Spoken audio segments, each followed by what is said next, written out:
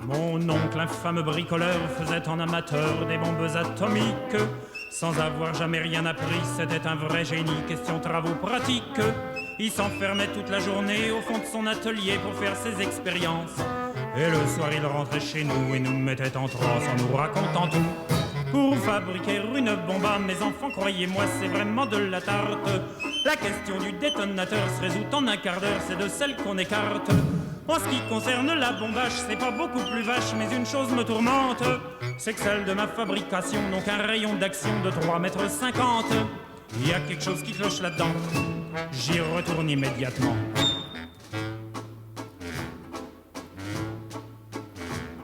Il a bossé pendant des jours, tâchant avec amour d'améliorer le modèle. Quand il déjeunait avec nous, il dévorait d'un coup sa soupe au vermicelle. On voyait à son air féroce qu'il tombait sur un os, mais on n'osait rien dire. Et puis un soir pendant le repas, v'là tonton qui soupire et qui s'écrie comme ça. À mesure que je deviens vieux, je m'en aperçois mieux, j'ai le cerveau qui flanche.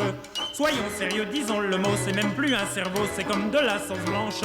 Voilà des mois et des années que j'essaye d'augmenter la portée de ma bombe.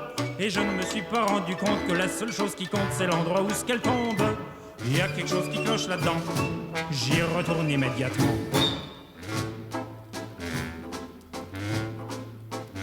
Sachant proche le résultat, tous les grands chefs d'État lui ont rendu visite. Il les reçut et s'excusa de ce que sa cagna était aussi petite. Mais sitôt qu'ils sont tous entrés, il les a enfermés en disant « Soyez sages ». Et quand la bombe a explosé, de tous ces personnages, il n'est plus rien resté. Tonton, devant ce résultat, ne se dégonfla pas et joua les andouilles. Au tribunal, on l'a traîné et devant les jurés, le voilà qui bafouille. Messieurs, c'est un hasard affreux, mais je jure devant Dieu, qu'en mon âme et conscience, en détruisant tous ces tordus, je suis bien convaincu d'avoir servi la France. On était dans l'embarras, alors on le condamna et puis on l'amnistia. Et le pays reconnaissant l'élut immédiatement chef du gouvernement.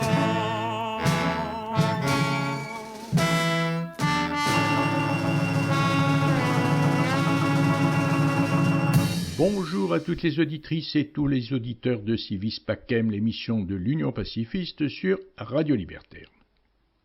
Alors aujourd'hui, dans notre émission, nous allons parler de nucléaire. Le sujet, comme vous le savez, redevient d'actualité avec la guerre en Ukraine.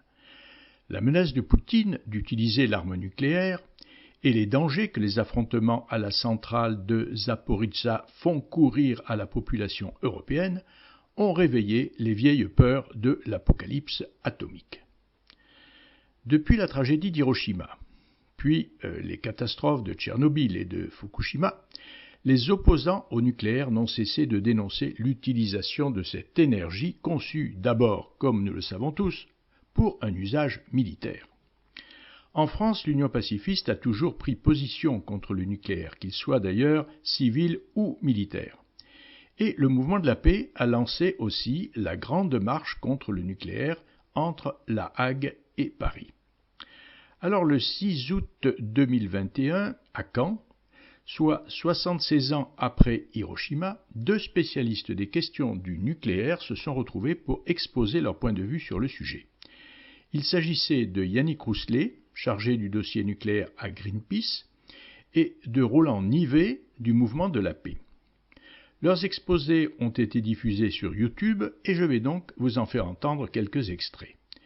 Nous commençons tout de suite par Yannick Rousselet de Greenpeace. Ok, bonsoir à tous. Je crois que je vais commencer un petit peu par raconter un petit peu nous pourquoi on est là aussi. Hein. Et voilà, donc peut-être que vous le savez, mais Greenpeace est né en 1971.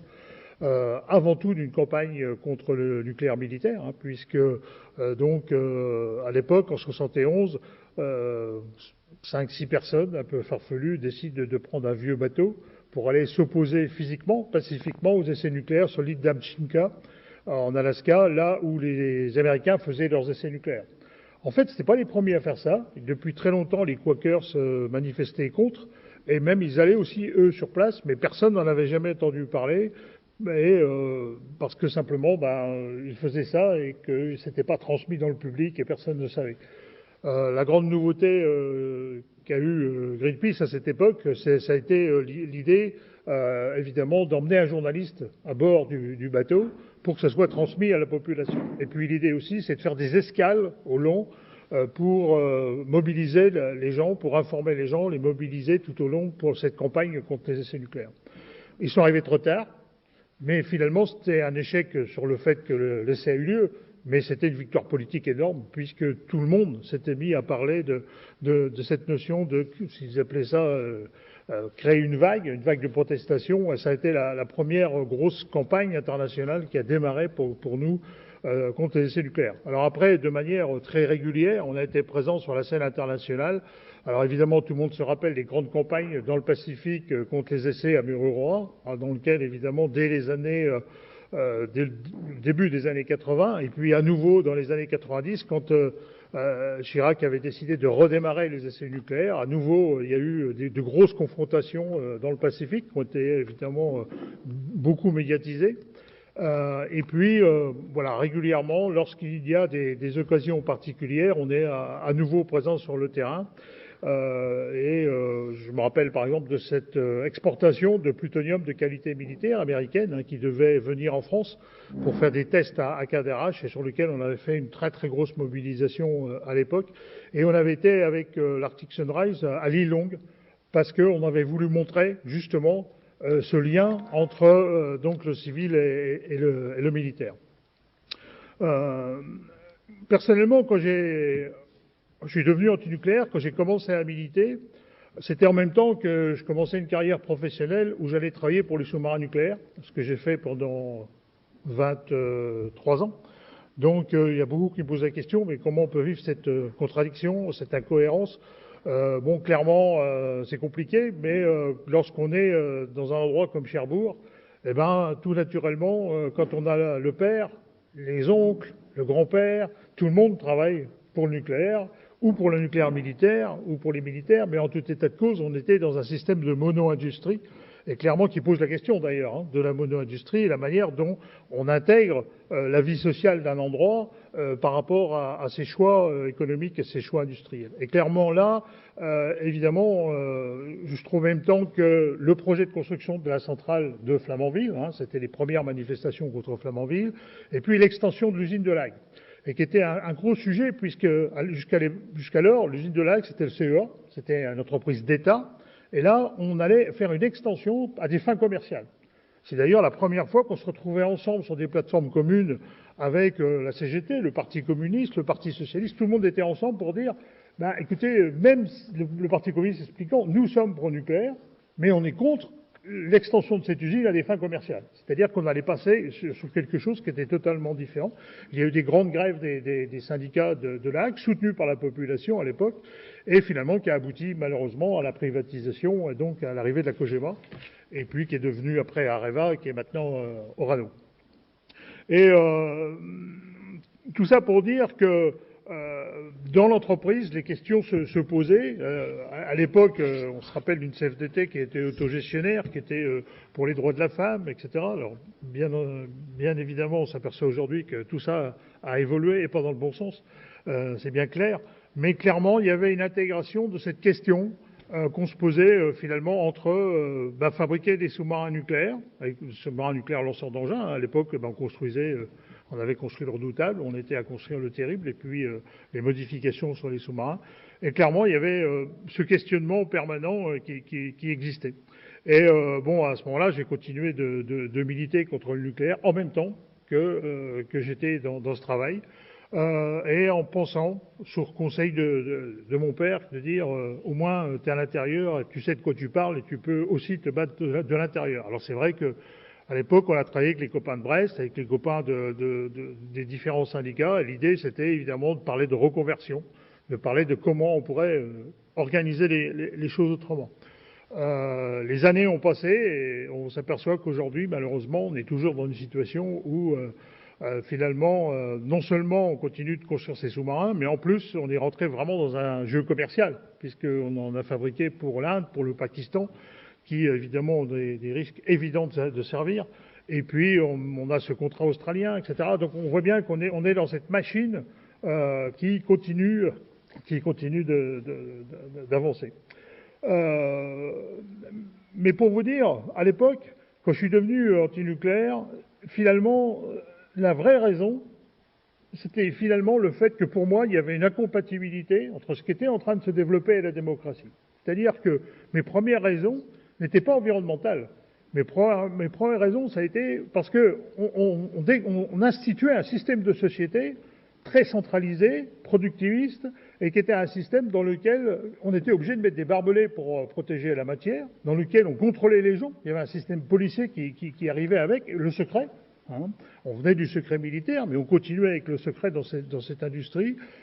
Et clairement, pour moi, il y avait, je sentais pour moi que c'était impossible d'accepter ce type de société qui, pour moi, ne pouvait pas être une société pacifique, qui était forcément un système de société qui était forcément policier. Pourquoi ? Parce que ces matières en elles-mêmes posaient le problème. Donc, après, bien évidemment, j'ai développé progressivement des arguments qui étaient beaucoup plus environnementaux, sur la sûreté, etc., et je continue de le faire. Mais clairement, la première motivation était clairement liée à ce que, pour moi, le nucléaire, et là je faisais aucune différence entre le nucléaire civil et le nucléaire militaire, je voyais vraiment la même chose, en particulier l'usine de La Hague. Il faut se rappeler que les usines, elles s'appellent UP2 et UP3, et donc c'est c'était usine à plutonium. Hein. Alors maintenant, si vous voyez les dépliants, c'est marqué unité de production, ça fait plus propre, mais clairement c'était usine à plutonium. Donc c'était l'extraction du plutonium. Rappelons-nous que l'usine UP1 de Marcoule, la première, celle qui a été faite en France, était là pour extraire du plutonium uniquement pour les bombes. Hein. Les réacteurs de l'époque, hein, G1, G2 sur Marcoule, ou les réacteurs de Chinon, les premiers, n'étaient même pas branchés sur le secteur. Hein, ils ne fabriquaient pas d'électricité. C'était pour brûler de l'uranium, pour avoir la fabrication de plutonium dans les réacteurs qu'on allait extraire avec le retraitement. Donc clairement, pour moi, c'était impossible de faire une différence entre les deux. Clairement, il y avait, pour moi, la matière en elle-même était un risque de prolifération, était un risque d'utilisation à des fins militaires. Et à partir de là, pour moi, c'était vraiment incompatible. Pour en venir à Greenpeace aujourd'hui, clairement, on est en échec sur ces questions du désarmement. C'est un vrai problème. On essaye de relancer la machine. Mais de notre côté à nous, tout de suite, c'est compliqué. C'est compliqué parce que quand on a des bureaux à Pékin, des bureaux à Moscou, etc., les copains qui sont là-bas, il faut reconnaître qu'il y a bien des copains qui disent qu'on n'est pas en démocratie en France. Quand on regarde ce que les copains, eux, ils vivent à Moscou, ils vivent à Pékin, autant vous dire que des fois, on voit là où sont les différences, malgré tout. Hein. Et donc, c'est vrai que c'est compliqué dans une organisation internationale, une organisation mondiale comme celle-là, d'arriver à trouver des convergences de positions qui font que finalement on ne va pas mettre forcément en danger les copains dans certains endroits. Et qu'il faut, c'est très compliqué. Malgré tout, et des fois on a pris le courage. Je veux dire, lorsque on a annoncé donc qu'on était de manière très très claire contre la guerre en Irak et qu'on a fait vraiment une grosse campagne contre la guerre en Irak, on a prouvé 800 000 adhérents aux États-Unis du jour au lendemain. Mais le bureau américain avait fait ce choix. On savait que c'était un risque considérable d'un point de vue des adhérents. Mais clairement, on a dit il faut avoir le courage de nos opinions et faut aller jusque-là. Alors voilà, c'était l'essentiel de ce que j'avais envie de vous dire ce soir. Avec Roland, on échangeait, on s'est jamais rencontrés encore. On disait qu'il faut absolument qu'on se reparle très très vite pour la suite, pour voir comment on peut aussi relancer tout ça. Moi, je me rappelle des grands mouvements quand même en 95 où justement on était les uns à côté des autres avec le mouvement pour la paix et d'autres dans Paris à manifester où il y avait quand même des dizaines de milliers de personnes contre les essais nucléaires.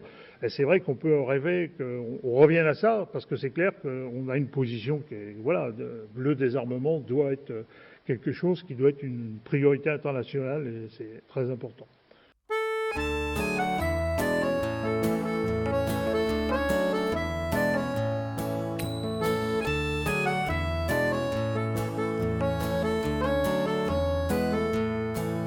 Puisque la seule valeur qui vaille dans cette fin de millénaire, c'est la monnaie, la mitraille, le fric, le pèse, le numéraire, les avoirs et les pépettes, la fortune, la grosse galette, le flouze et les picaillons, le capital et le pognon.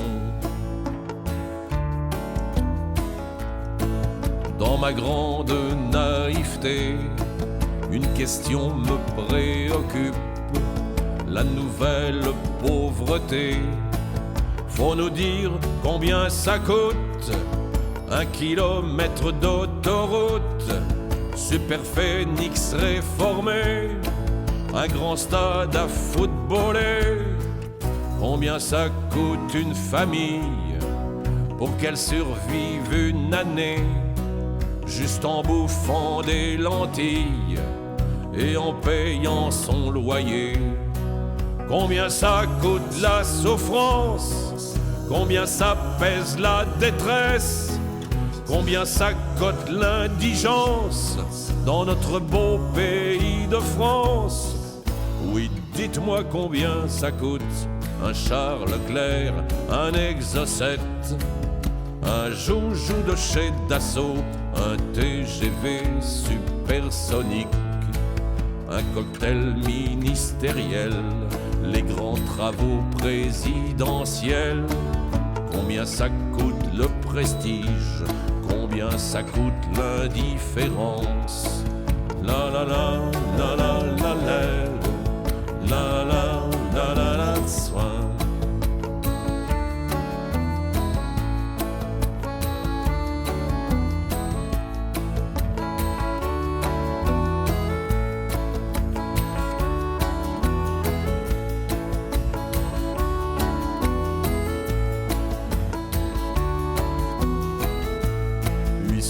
La seule valeur qui vaille dans cette fin de millénaire, c'est la monnaie, la mitraille, le fric, le pèse, le numéraire.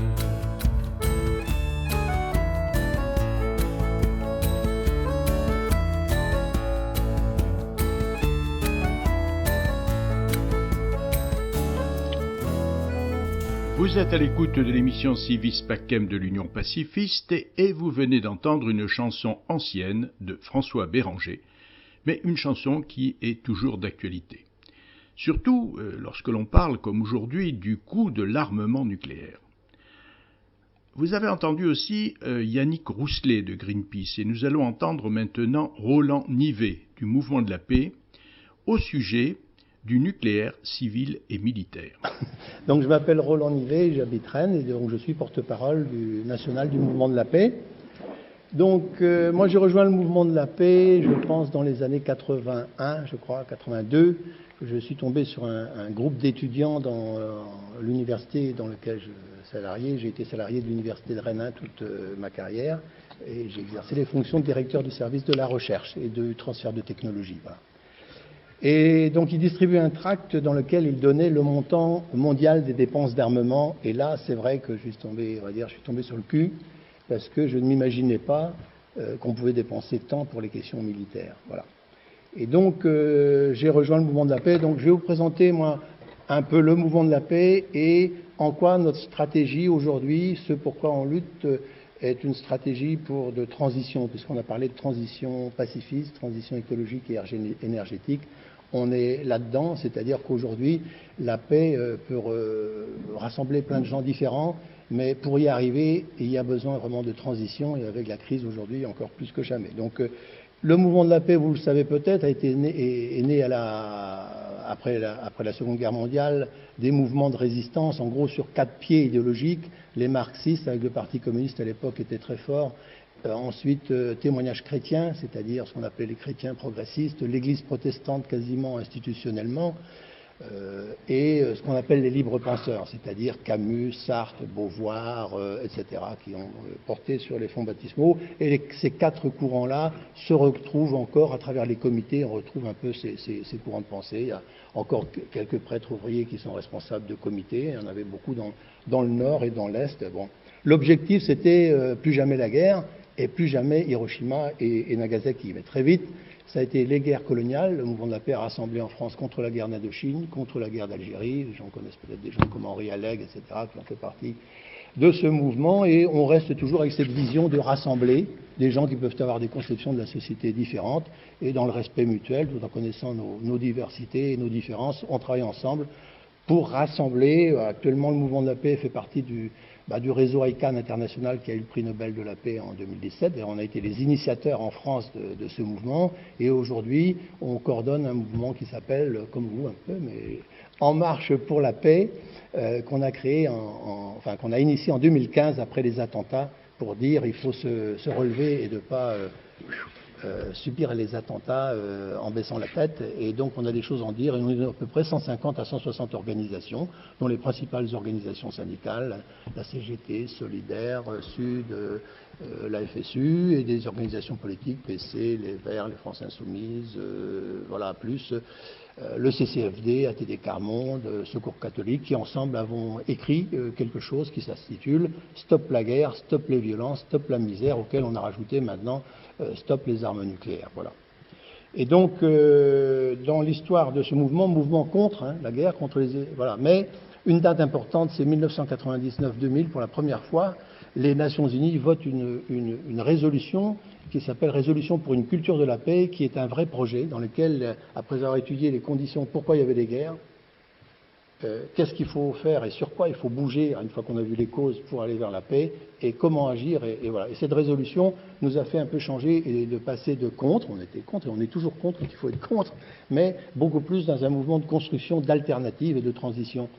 Parce que la résolution des Nations Unies prend les domaines, on y reviendra, mais dans tous les domaines, en disant si on veut construire la paix, aujourd'hui il faut des changements de paradigme dans plein de secteurs. Par exemple, un point qui n'était pas évident au départ, quand je militais pour la paix, c'était la place des femmes dans les sociétés. Il est clair, par tous les travaux qui ont été faits, que dans toutes les sociétés où les femmes n'ont pas leur place, eh bien, ce ne sont pas des sociétés qui avancent aussi vite que les autres dans la voie de la non-violence et de société non-violence.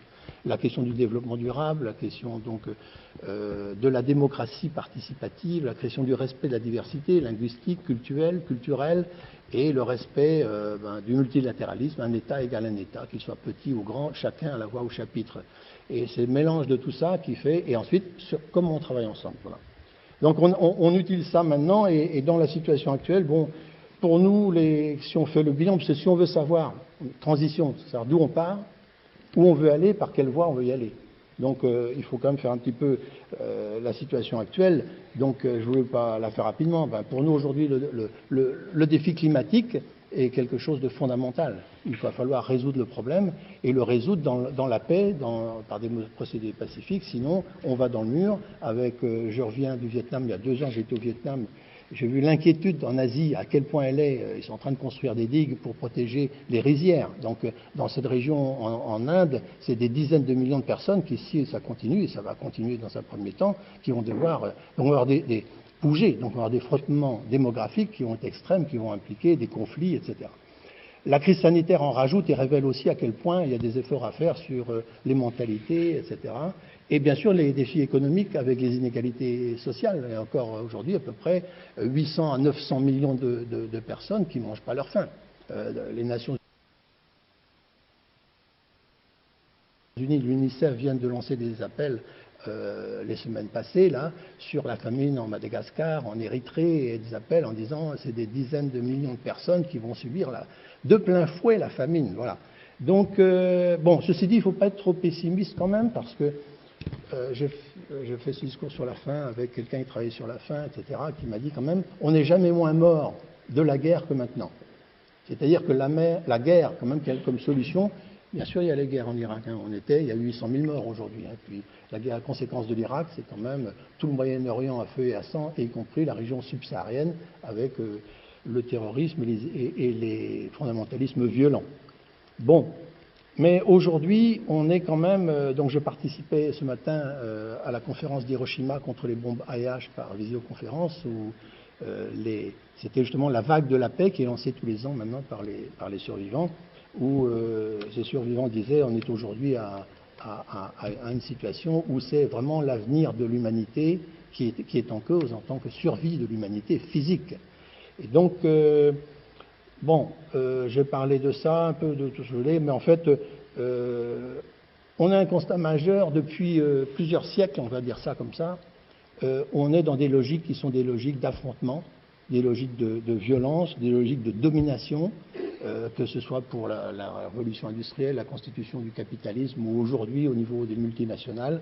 On est dans cette logique qui est une logique de violence au niveau économique, aussi une violence militaire avec, par exemple pour nous, on pourra en parler, mais l'OTAN qui représente un instrument militaire incroyable et complètement contraire au droit international, et puis ça implique des moyens de la violence. Aujourd'hui, en 20 ans, les dépenses mondiales d'armement ont doublé.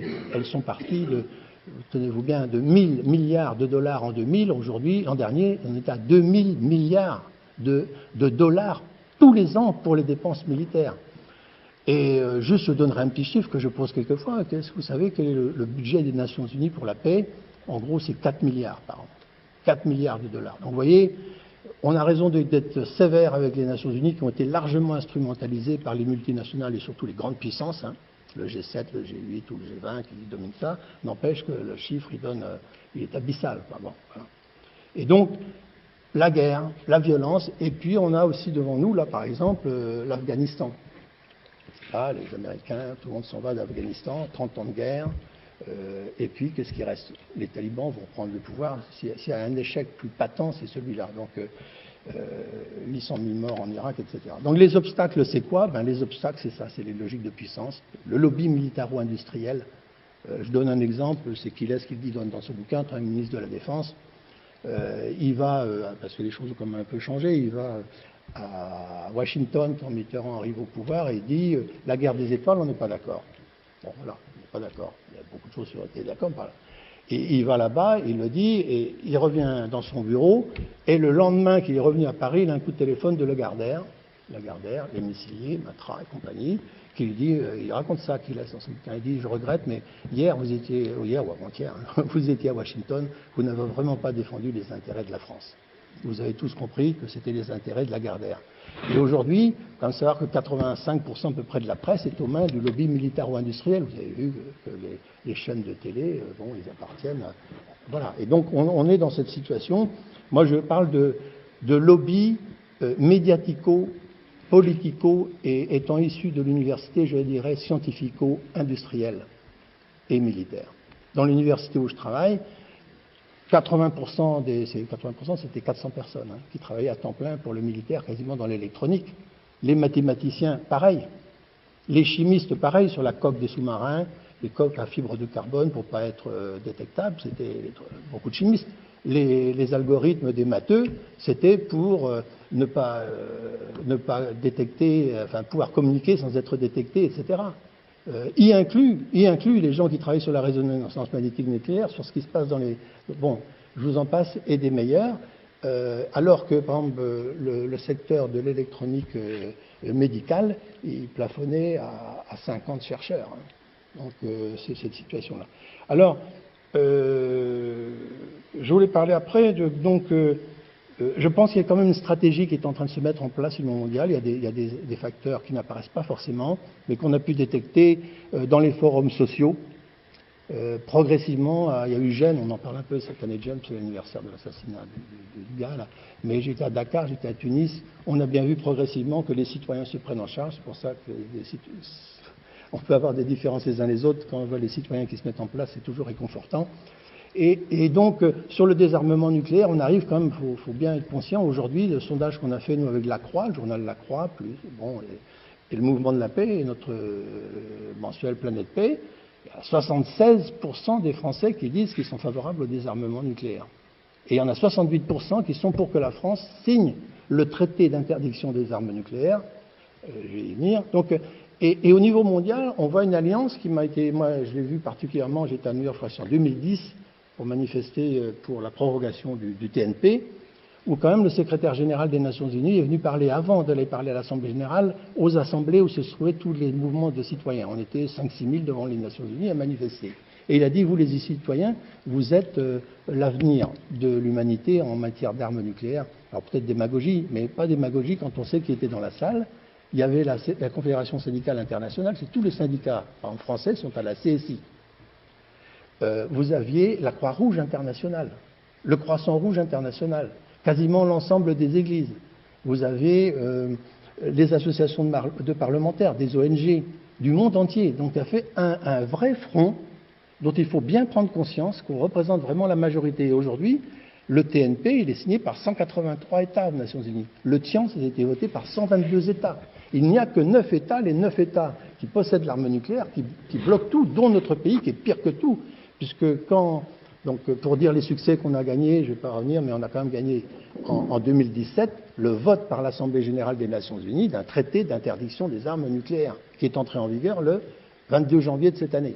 Et qu'est-ce qu'a fait la France? Elle a fait une conférence de presse à New York avec l'ambassadrice des États-Unis pour dire tout le mal qu'elle pensait de ce traité et des négociations qui avaient lieu pour avoir. Donc, on a des résultats, et c'est dans ce cadre-là que nous, au niveau local aussi, on travaille à faire se rassembler les gens, d'où je disais tout à l'heure le collectif En Marche pour la Paix. Et ce collectif, on est très différents, mais on a quand même réussi à écrire un bouquin de 250 pages qui s'appelle Livre blanc pour la paix, qui veut faire écho au livre blanc de la défense, qui a été écrit quasiment des mains du lobby militaro-industriel et ratifié ensuite par l'Assemblée nationale. Et ce livre blanc qui donne la perspective pour 6 ans, 10 ans et maintenant plus, puisque la ministre de la Défense vient de dire que les sous-marins qu'on construit à l'île Longue aujourd'hui, à raison de 7 milliards par an, c'est-à-dire 100 milliards tous les 15 ans. On a un traité d'interdiction des armes nucléaires, vous entendez bien quand même. Et puis pendant le même temps, la France double les crédits consacrés à l'arme nucléaire, et donc ça fait 100 milliards tous les 15 ans, pour remplacer tous les sous-marins nucléaires de l'île Longue, tous les missiles et toutes les bombes qu'il y a dessus. Et donc nous on a écrit avec 40 organisations un livre blanc qui veut tracer une perspective de transition. Et donc, pas simplement transition pacifique, parce que c'est transition pacifique, économique, sociale et aujourd'hui sanitaire, on est obligé de mettre tout dans le paquet. Et donc, comme on n'était pas tous d'accord sur certains trucs, il y a 50 pages à la fin où chacun donne une respiration pour dire en gros sur quel point sa spécificité. Et donc ça tourne autour de quoi? La prévention et la résolution des conflits, le désarmement et la fin du commerce des armes, le développement de la culture de la paix. J'espère que je vous ai essayé de vous faire comprendre la globalité des choses. En tant que pacifiste, aujourd'hui, on n'est pas simplement contre la guerre, on est des constructeurs pour construire la paix et la transition climatique.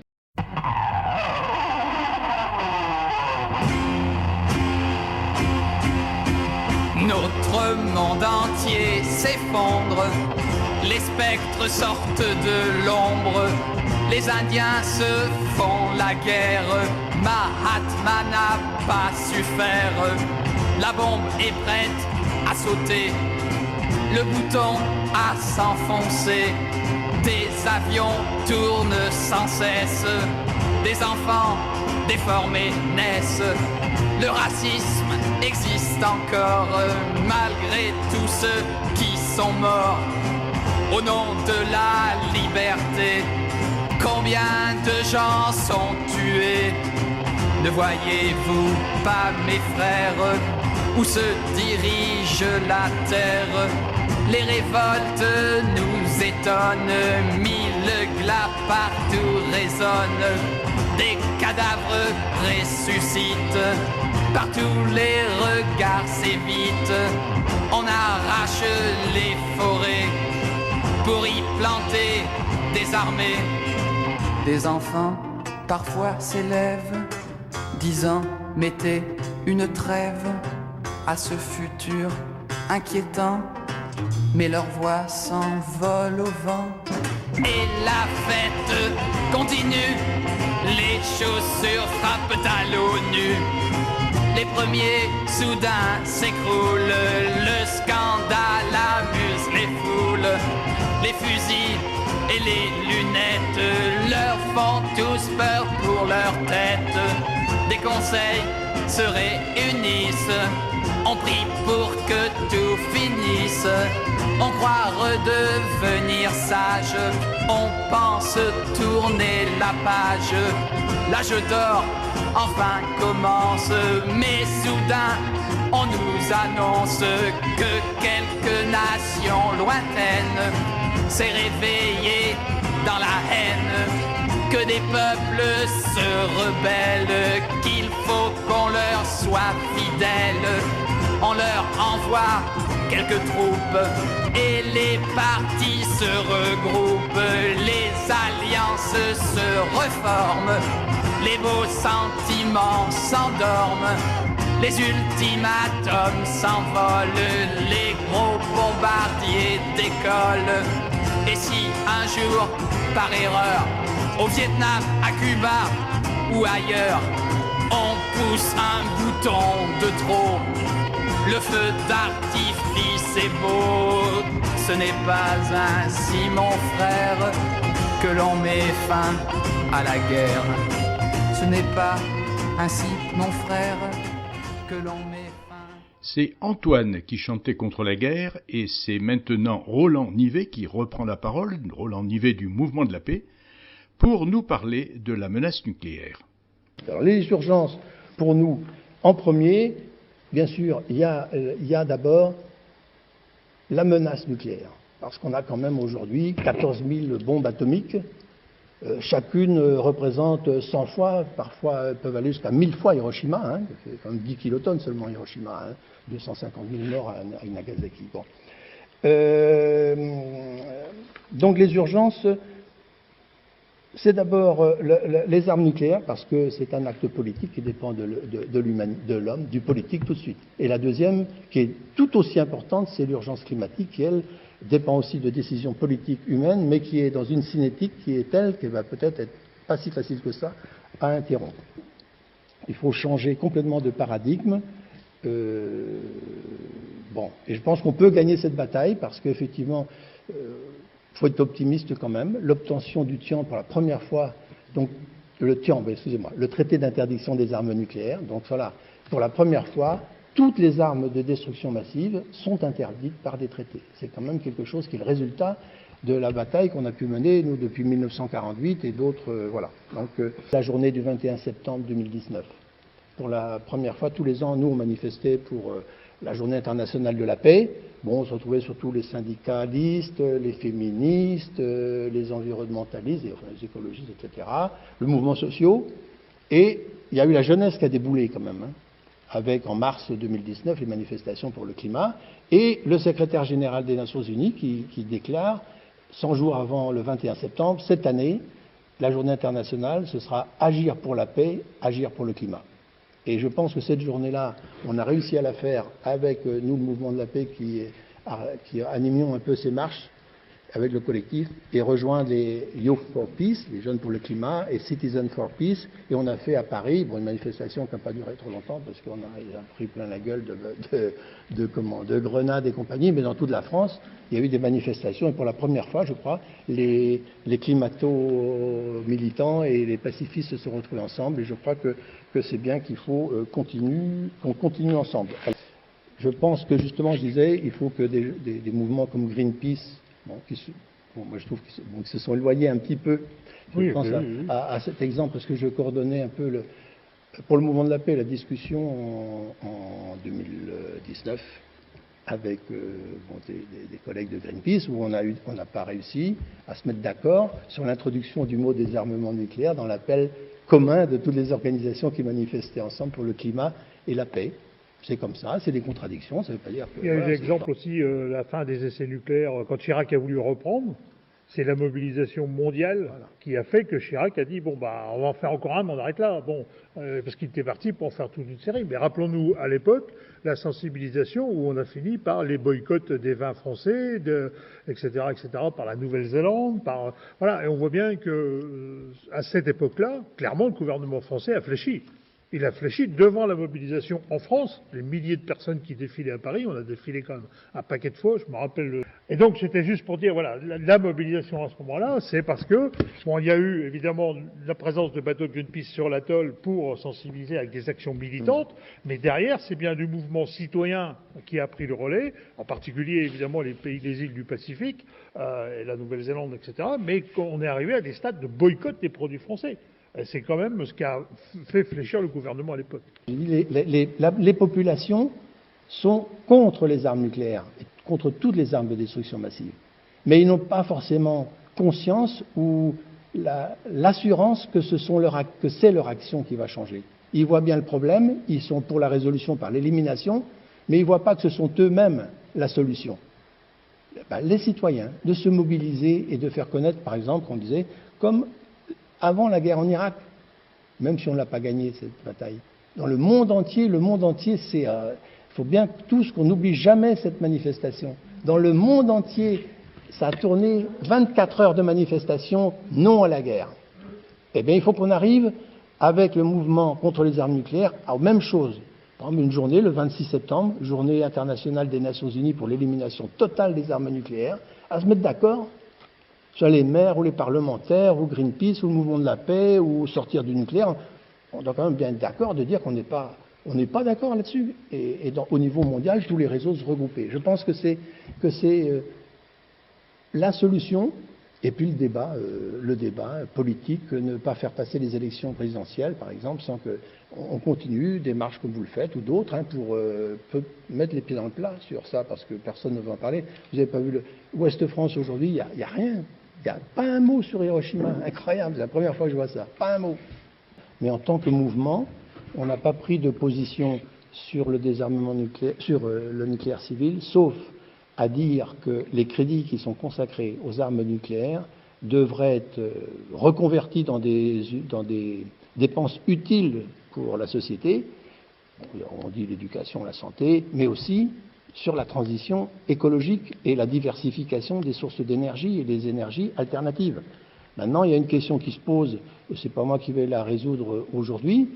Je disais, je sais pas, oui c'est ça, je lisais là, c'est comment il s'appelle, Patrick Moore, voilà, un créateur de Greenpeace, qui était avec le bateau, alors avant Mururoa des années tout début. Il a fait la campagne d'Amsika. Voilà. Et qui lui aujourd'hui dit, on ne peut pas gérer la transition énergétique sans faire appel au nucléaire. Il dit aussi qu'on ne peut pas sauver l'agriculture sans les OGM, etc., etc. C'est pour vous dire juste quand même... Il y a débat. Je veux dire, il y a débat. Et donc moi, je ne suis pas là-dedans... si on peut trouver les énergies les moins polluantes, il y en a une liste, que ce soit le solaire, que ce soit en Bretagne où nous on a la mer, l'utilisation de la force marémotrice pour trouver quand même des solutions.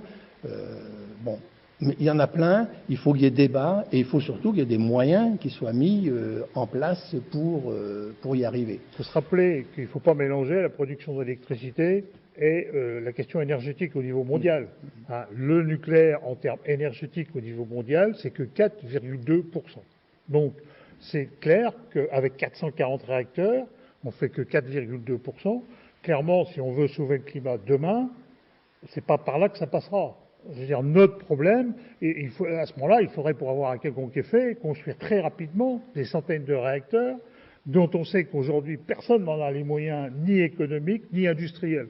Donc clairement, nucléaire, pour nous, alors après, comme on dit, on a chacun des opinions, mais nous, c'est trop tard et trop cher. C'est-à-dire que c'est beaucoup trop long à développer, c'est beaucoup trop cher, et aujourd'hui, il ne faut pas se planter sur les choix qu'on va faire dans l'avenir. Donc clairement, pour nous, si on veut traiter la question climatique, il faudra, et là on sera tous d'accord, je suppose, c'est traiter aussi la question sociale qui vient derrière, par rapport à, par exemple, l'isolation des bâtiments, etc., par rapport à la méthode de déplacement urbain, etc., etc. Notre problème climatique, il est avant tout sur le chauffage et sur le déplacement, sur le transport. C'est clairement les deux critères sur lesquels on peut agir. Évidemment, le premier, et on sera tous d'accord là-dessus, ce sera sobriété, efficacité. C'est clair que c'est la première chose à faire, parce que alors, quel que soit le type d'énergie qu'on choisit derrière, si on commence pas par ça, c'est foutu, de toute façon. Donc, il va falloir commencer par efficacité et sobriété. Et là, on peut faire des efforts considérables sans vraiment retomber dans une espèce de truc de retour à la bougie, etc. C'est pas du tout ça. C'est qu'il y a moyen d'être très intelligent sur la manière de faire l'efficacité et la sobriété. Et puis derrière, il faut un plan de développement extrêmement important du renouvelable. Et là, c'est clair que là aussi, il y a un enjeu industriel, un enjeu économique, puisqu'on sait que c'est ce qui aujourd'hui peut créer le plus d'emplois, le plus de travail et de capacité de développement dans certaines régions, etc. Donc, Efficacité, sobriété, diversité, diversification, ça c'est clair qu'il va falloir imaginer une solution qui serait, on va tout faire avec du solaire, on va tout faire avec de l'éolien, etc. C'est voué à l'échec par avance. Et puis, une chose qui a été dite tout à l'heure, et que évidemment on partage aussi, c'est repartir des citoyens. C'est indispensable qu'on reparte des citoyens. C'est-à-dire qu'on ne peut pas imaginer des parcs offshore sans parler avec les pêcheurs, on ne peut pas imaginer des développements d'éoliennes à terre sans parler avec les agriculteurs. Donc c'est aussi la question du type de société, la question du type d'agriculture qu'on va choisir demain qui va conditionner cela. La relation entre le nucléaire civil et militaire, pour moi, il y a deux choses qu'il faut distinguer. Est-ce qu'on est obligé d'avoir des centrales nucléaires pour fabriquer des bombes atomiques? Non. Les bombes atomiques, les premières bombes atomiques, elles ont été faites aux États-Unis avant Hiroshima. Il n'y avait pas de centrale nucléaire. Les militaires ont leur propre moyen de séparer, d'enrichir l'uranium ou de faire du plutonium. En France, on a des réserves et il y a des pays qui ont de l'arme atomique sans avoir de centrale nucléaire. Et donc, je crois qu'il faut distinguer ça, parce que si on ne le distingue pas, parce que la question énergétique est une question à part, et qui n'est pas pour moi la même que la question du nucléaire militaire. On peut faire des bombes atomiques sans avoir de centrale nucléaire. Avec de l'uranium enrichi. Oui, bien sûr, mais on peut, bien sûr, mais on peut aussi avoir, c'est la question par exemple avec l'uranium faut arrêter. Oui, voilà, mais les militaires peuvent avoir leur propre matériel, ou ils peuvent avoir avec de l'uranium, ce que les Iraniens. La question avec les Iraniens aujourd'hui, c'est qu'avec leur centrifugeuse, la question c'est qu'ils disent c'est pour faire du nucléaire civil, mais ils peuvent aussi très bien dérouter tout de suite sur le militaire. Comme quoi, on voit bien l'interaction entre les bien deux. Sûr, c'est l'atome. Hein. Donc, on peut aussi dire que chacun, on a dans notre famille des gens qui sont soignés grâce aux isotopes, grâce il n'y a pas une famille où quelqu'un n'a pas été soigné d'un cancer du sang, etc., grâce à cette technologie. Les technologies, elles sont duales. Donc je crois qu'il faut distinguer. Et là, il n'y a pas besoin non plus de parce qu'on va à l'échec total, à mon avis, si on fait pas la distinction. C'est-à-dire que la question de l'énergie est une question à part. La question des armes nucléaires, c'est pas pareil. On fait des armes qui, demain, si on a une qui tombe sur Paris, même, bon, maintenant je vous dis, il fait 100 fois, 1000 fois Hiroshima, tous les scientifiques sont d'accord que l'utilisation d'à peu près 10% des armes nucléaires, c'est ce qu'on appelle l'hiver nucléaire. L'hiver nucléaire, c'est moins 40 degrés en Arabie Saoudite. C'est-à-dire, c'est la fin de la vie sur Terre. Ça, bon, vous allez sur notre site, il y a un film qui s'appelle L'Holocauste nucléaire. Il a été fait par les Ehrlich, etc. C'est des collaborateurs de Greenpeace à l'époque qui ont fait des études scientifiques là-dessus. Ils sont d'accord avec ça. Donc, cette question-là, c'est fabriquer des armes nucléaires, c'est fabriquer des armes pour tuer des millions d'innocents avec la volonté de les tuer. Point. Pour des raisons de puissance ou de je sais quoi, par hasard ou par volonté. Donc actuellement, par exemple, dans nos amis, on a un ancien général qui est en train de porter plainte contre la France. Mais au pénal, parce que comme le disait Jean Rostand ou Théodore Monod, préparer un crime, c'est déjà un crime. Donc lui, il est ancien militaire, et il a dit, je porte plainte parce que la France ne respecte pas ses engagements au terme du TNP. On n'est pas dans la même chose. La France a pris des engagements. Article 6 du traité de non-prolifération, je m'engage à agir délibérément pour l'élimination totale des armes nucléaires sur un contrôle international. C'est ça l'engagement de la France. Ça fait donc 50 ans, 60 ans, et là, avec la déclaration de la ministre, on s'en va jusqu'à, elle a dit, presque à la fin du siècle, hein, avec des sous-marins nucléaires. Donc ça, on peut le traiter à part. Il y a des traités, la France est engagée, elle doit respecter ces traités. C'est pas possible aujourd'hui qu'un pays, la France, on a 60 millions d'habitants. Il nous faut donc combien on en a de bombes atomiques? 300 à 350 bombes atomiques. Bah, pourquoi l'Iran, c'est un peuple tout aussi respectable que nous. Donc il va dire, moi, si vous avez besoin de bombes atomiques. Donc ça, on peut le régler politiquement tout de suite, ça peut être réglé. Alors nous, on a une position très claire, c'est qu'on pense qu'on ne peut pas dissocier le nucléaire militaire du nucléaire civil d'un point de vue structurel en France. D'ailleurs, quand on voit le discours encore de Macron au Creusot il y a quelques mois encore, on voit bien que finalement, il y a une espèce de mélange entre l'identité française, la grandeur de la France, et l'industrie nucléaire. C'est-à-dire qu'il y a une espèce de truc qui est là, que ça ferait partie de notre histoire, de notre identité. Alors, On se rappelle les années de Gaulle, dans lesquelles il y avait être indépendant des Américains, la force de dissuasion, la défense nationale, et on allait faire des réacteurs qui allaient produire ce plutonium et fournir de l'électricité. Et c'est vrai que, heureusement, je pense que dans la tête de beaucoup de gens, ce débat, il a lieu. Tout le monde s'interroge. Alors en même temps, les sirènes du mouvement climatique pourraient dire, après tout, si le nucléaire peut faire partie de la solution, prenons-le quand même. Bon. La réalité, c'est que nous, on est persuadés que c'est ce qui ferait obstacle au système de développement d'énergie renouvelable. Voilà. Après, je sais que les débats, ils ont lieu partout, et tant mieux. On sait que du côté des gens du Parti communiste et de la CGT, qui étaient sur un système productiviste et centraliste dans les années 80, il y a des vraies discussions. On l'a vu au sein de la France insoumise, on le voit partout. Il y a des vraies discussions où il y a des copains un peu partout qui se posent des questions sur quel choix de société on va faire demain et quel type d'énergie on va choisir. Moi, je pense que le problème que je vois, moi, dans le nucléaire, qu'il soit militaire ou civil, comme je vous le disais tout à l'heure, pour moi, c'est le système que ça impose. On est obligé de contrôler les gens qui vont aller dans les centrales nucléaires, on est obligé d'avoir des barbelés, on est obligé d'avoir du secret pour maintenir ce système. Et pour moi, je pense qu'il protège indirectement la partie militaire par le fait qu'il y a cette structure civile qui est à côté. Donc ça passe par une transition globale. Après, la question, évidemment, c'est est-ce qu'on sort du nucléaire demain matin, est-ce qu'on sort dans 10 ans, dans 30 ans, etc. On ne va pas entamer ce débat qui, à mon avis, est relativement stérile, parce qu'après, c'est une question de volonté et une question... voilà, on peut avoir des scénarios plus ou moins brutaux, plus ou moins radicaux.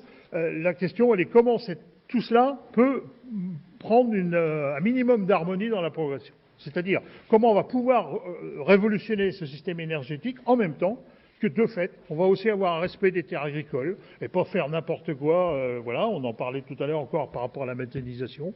Nous, on n'est pas opposés à la méthanisation lorsqu'elle est adaptée à certaines formes agricoles. Maintenant, si c'est pour transformer ça à nouveau dans des grands systèmes industriels, ça repose le même problème que si on fait des énormes centrales à certains endroits. Voilà. Donc, diversification, décentralisation et associer les citoyens. Absolument, c'est indispensable, quelle que soit la manière qu'on choisira l'énergie demain.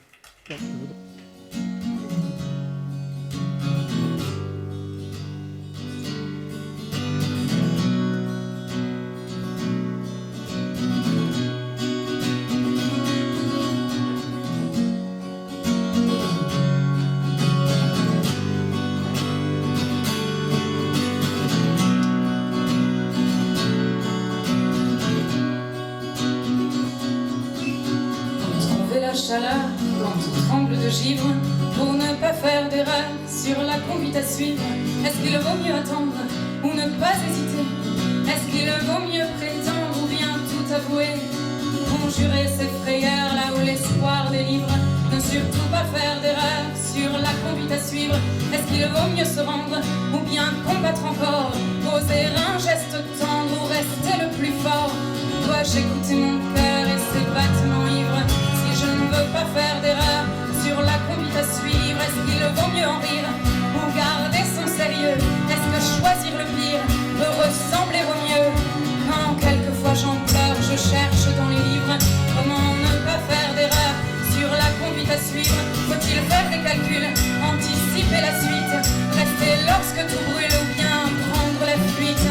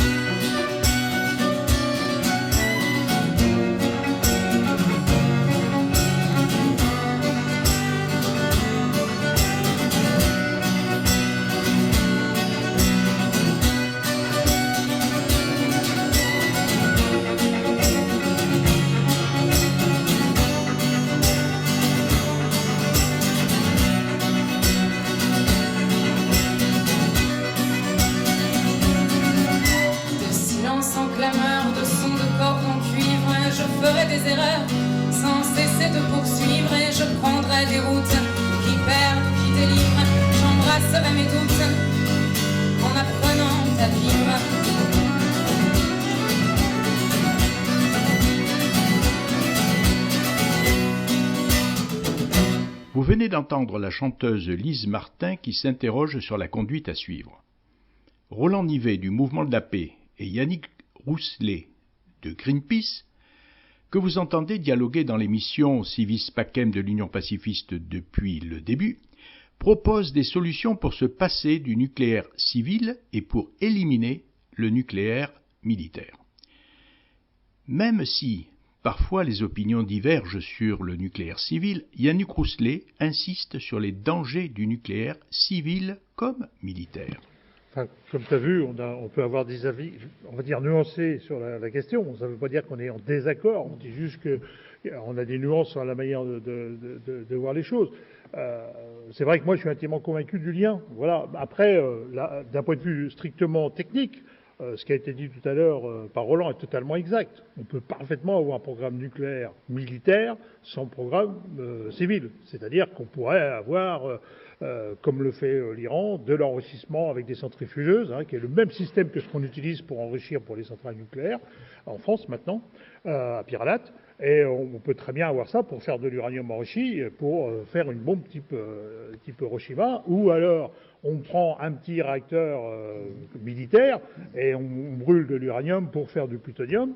Et à ce moment-là, ça peut être des militaires qui gèrent ce truc. Et si on regarde la réalité française d'aujourd'hui, il est exact que le stock de plutonium lié aux établissements de l'AG et au cycle, entre guillemets, civil, ne participe pas à la vie militaire. C'est une réalité. C'est pour rester tout à fait honnête sur les choses.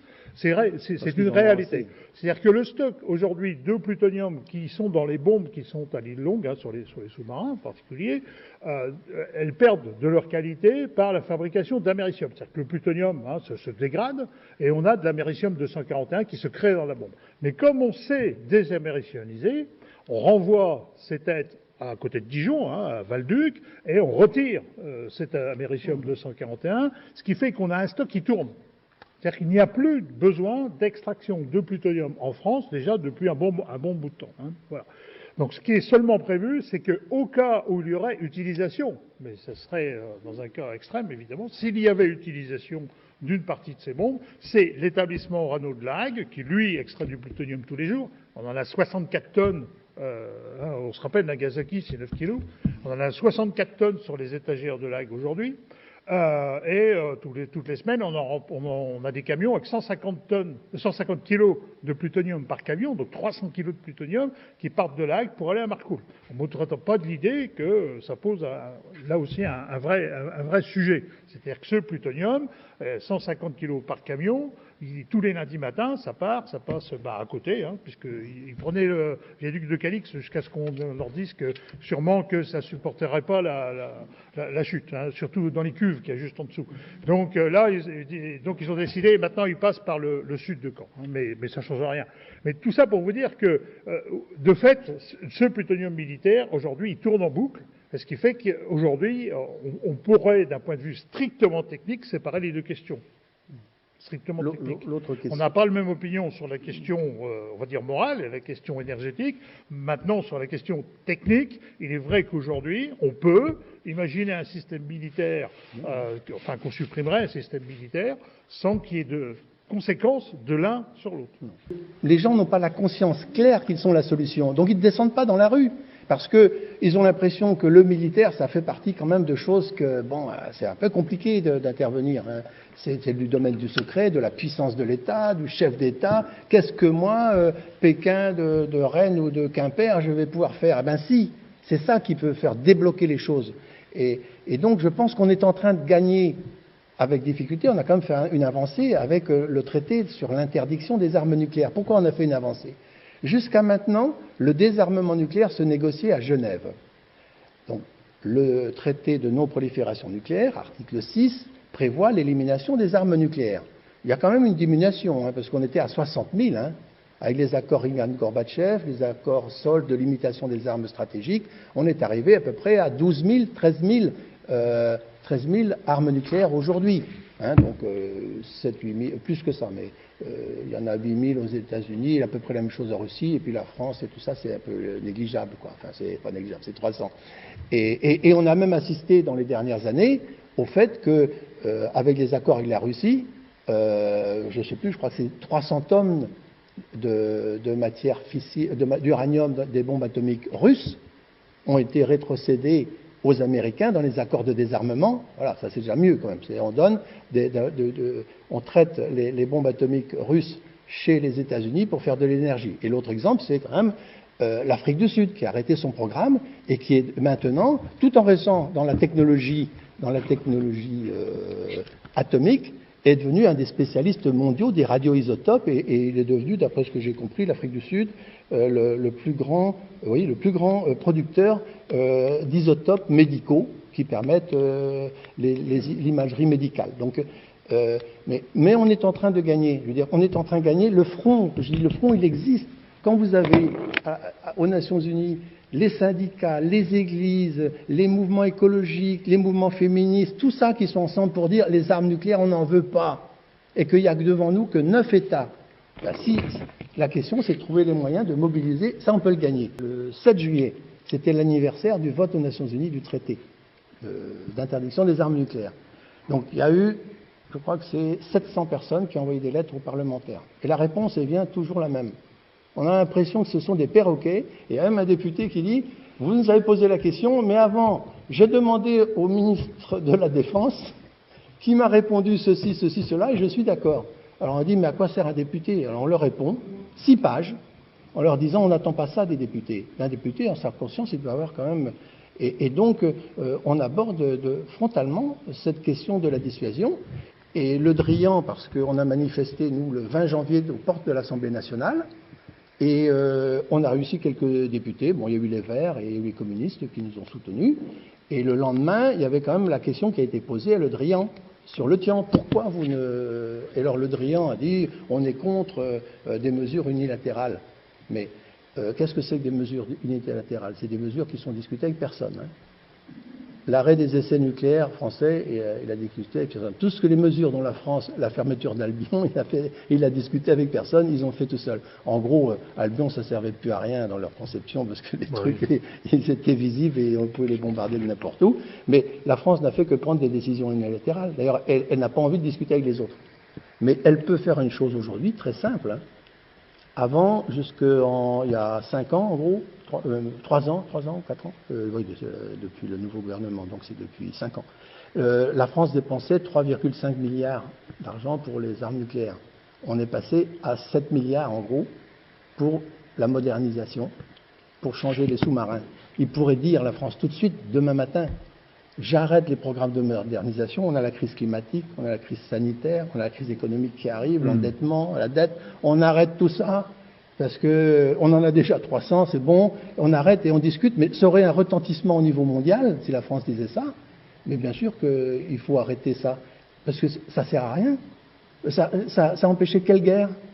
Les armes nucléaires, ça empêche. En plus, ça repose sur un truc qui est indémontrable. On dit que parce qu'il y a des armes atomiques, il y a moins de guerre, mais vous avez vu qu'il y en a un peu moins, mais c'est pas forcément pour ça, là.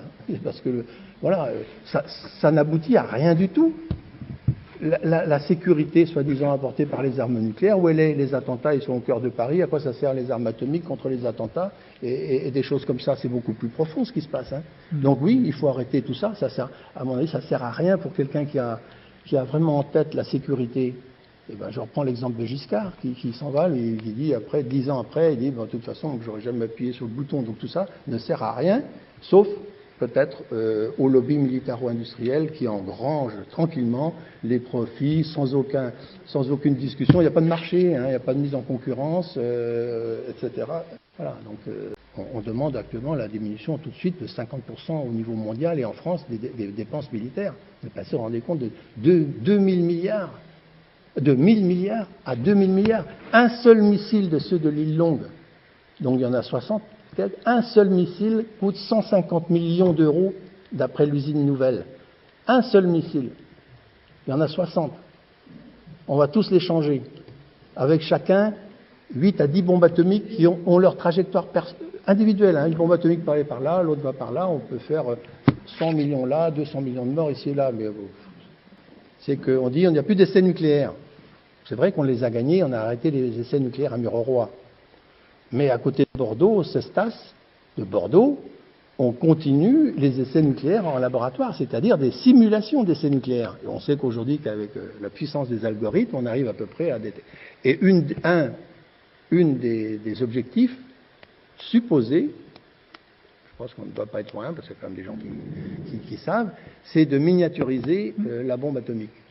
Et là, si on arrive à ça, on passe encore à un stade complètement encore plus dangereux, parce qu'à partir du moment où on miniaturise la bombe, on rapproche le moment où l'utilisation peut sembler quand même possible, parce que si on ne tue pour en finir que 15 ou 20 millions de morts, c'est quand même pas grand-chose.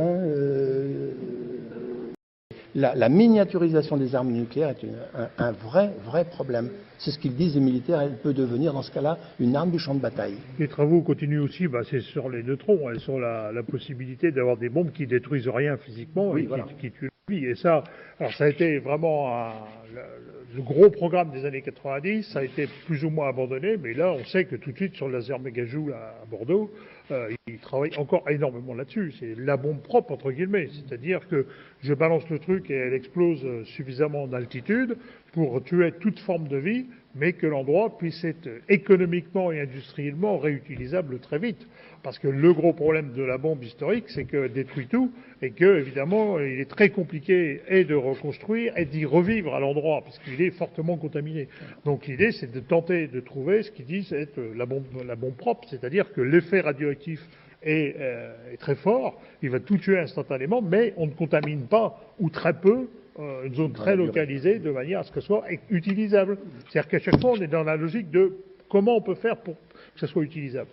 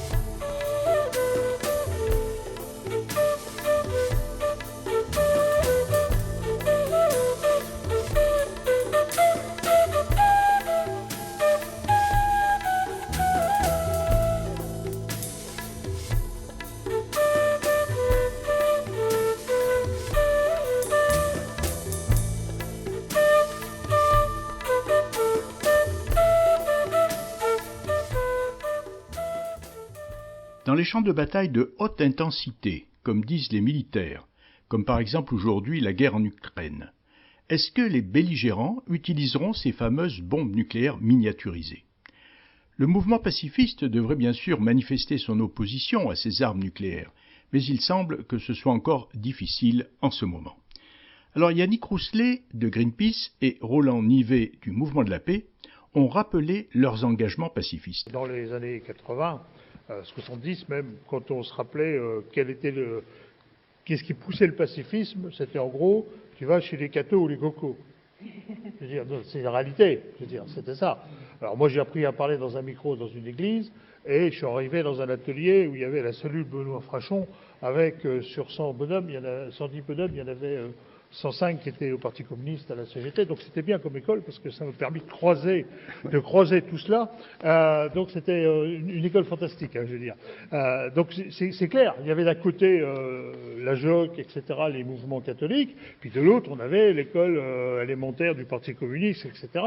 Et avec c'est cela qui a été la naissance du mouvement pacifiste en France, faut reconnaître.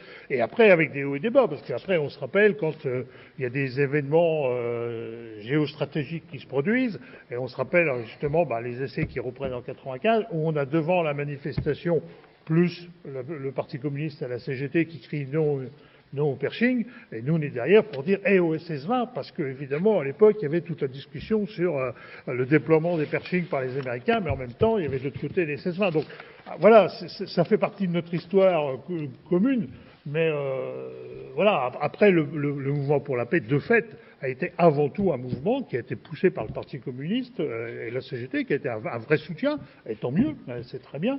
Et maintenant, je ne suis pas tout à fait d'accord, parce que par exemple, sur l'exemple que tu viens de donner, le mouvement de la paix a fait un meeting de 100 000 personnes à la porte de Versailles au moment des Euromissiles, sur le thème unique, ni Pershing ni SS-20.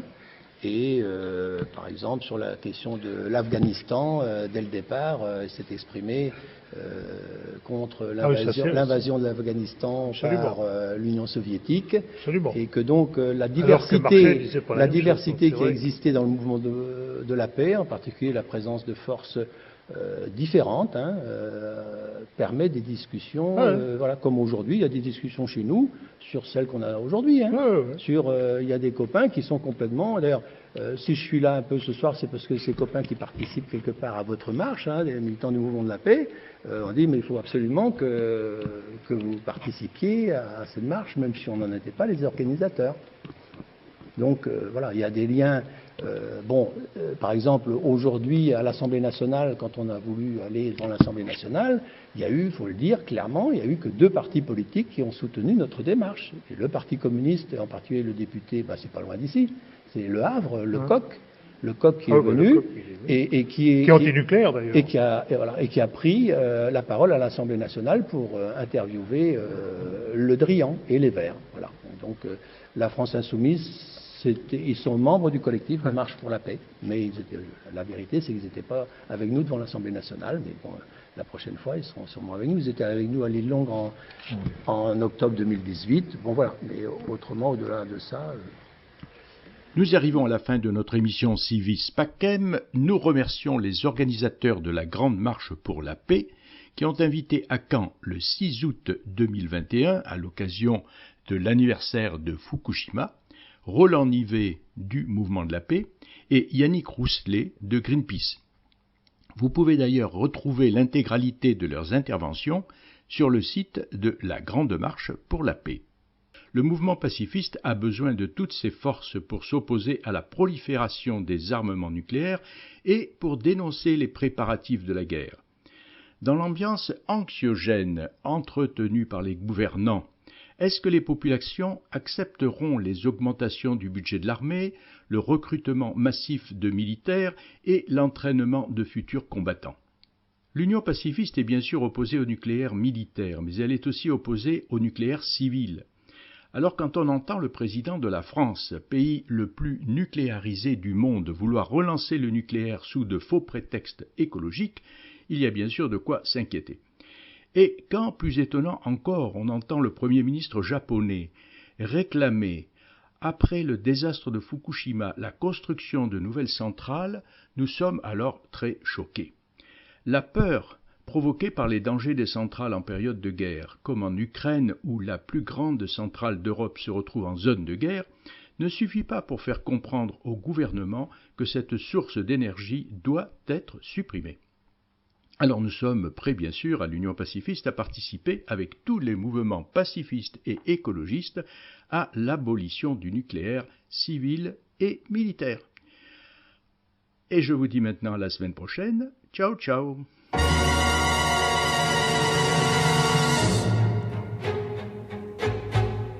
Pourquoi cette fanfare quand les soldats par 4 attendent les massacres sur le quai d'une gare? Pourquoi ce train ventru qui ronronne et soupire avant de nous conduire jusqu'au malentendu? Pourquoi les chants, les cris des foules venues fleurir, ceux qui ont le droit de partir au nom de leurs conneries? Nous n'irons plus au bois, la colombe est blessée. Nous n'allons pas au bois, nous allons la tuer. Pourquoi l'heure que voilà, où finit notre enfance, Où finit notre chance, où notre train s'en va? Pourquoi ce lourd convoi, chargé d'hommes en gris, repeint en une nuit, pour partir en soldats? Pourquoi ce train de pluie? Pourquoi ce train de guerre? Pourquoi ce cimetière en marche vers la nuit? Nous n'irons plus au bois, la colombe est blessée. Nous n'allons pas au bois, nous allons la tuer. Pourquoi les monuments qu'offriront les défaites, les phrases déjà prêtes qui suivront l'enterrement? Pourquoi l'enfant mort-né que sera la victoire? Pourquoi les jours de gloire que d'autres auront payés? Pourquoi ces coins de terre que l'on va peindre en gris, puisque c'est au fusil qu'on éteint la lumière? Nous n'irons plus au bois, la colombe est blessée. Nous n'allons pas au bois, nous allons la tuer. Pourquoi ton cher visage dégrafé par les larmes qui me rendaient les armes aux sources du voyage? Pourquoi ton corps qui sombre, ton corps qui disparaît et n'est plus sur le quai qu'une fleur sur une tombe? Pourquoi ces prochains jours où je devrais penser à ne plus m'habiller que d'une moitié d'amour? Nous n'irons plus au bois, la colombe est blessée. Nous n'allons pas au bois, nous allons la tuer.